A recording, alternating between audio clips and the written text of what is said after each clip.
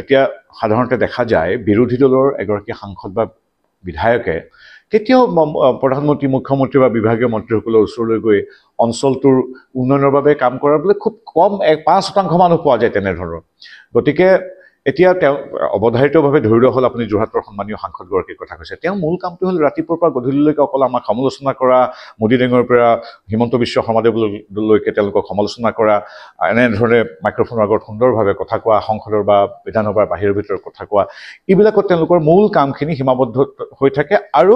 ৰাজনৈতিক কুচকাৱাজ তাৰ বিপৰীতে যিহেতু একোটা সমষ্টিৰ ৰাইজে গভীৰ প্ৰত্যয়েৰে একোগৰাকী লোকক নিৰ্বাচিত কৰি দিয়ে তেওঁ সেই সংসদীয় বা বিধানসভা নিৰ্বাচন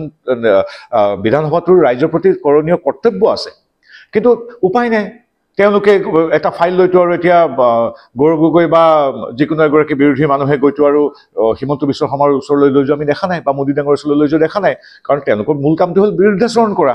কিন্তু এই যে ৰাজনৈতিক ইচ্ছা তেওঁলোকৰ কুচকাৱাজৰ বাবে এটা বৃহৎ সমষ্টি উন্নয়নৰ পৰা পিছ পৰি থাকিব নেকি ৰাইজৰ কথাখিনি কাক ক'ব গতিকে ৰাজ্যসভাৰ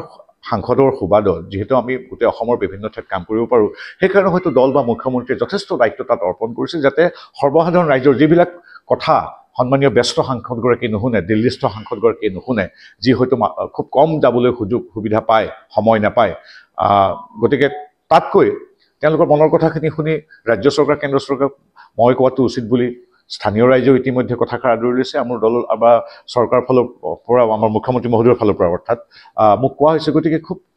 প্ৰত্যেক যোৱা এমাহটোত মই প্ৰত্যেক সপ্তাহত দুদিনকৈ তাত আছোঁ আৰু উন্নয়নমূলক কামৰ আধাৰশিলা স্থাপন কৰিছোঁ ৰাইজৰ খবৰ লৈছোঁ আনকি নামঘৰৰ চেক বিতৰণৰ পৰা অসুখীয়া লোকৰ ক'ৰবাত কিবা টকা 10,000 দিও সহায় কৰিব পাৰে নেকি সেইবিলাক চিন্তা কৰিছোঁ গতিকে ব্যৱহাৰিকভাৱে কাম লাগে আৰু বেলেগৰ কথা নকওঁ কোনে ক'ত কি কৰি আছে কিন্তু এইটো ঠিক যে যোৰহাট লোকসভাৰ অন্তৰ্গত 3খন জিলাত মোৰ উপস্থিতি সন্মানীয় স্থানীয় সাংসদজনতকৈ অতি কমেও 10 গুণ বেছি পাম আপুনি বিচৰা বাতৰি পাব কেৱল নিউজ 18 এপত নিউজ 18 এপ ডাউনলোড কৰিবলৈ স্ক্যান কৰক এই QR কোড গুগল প্লে ষ্টৰতো পাব এই নিউজ 18 এপ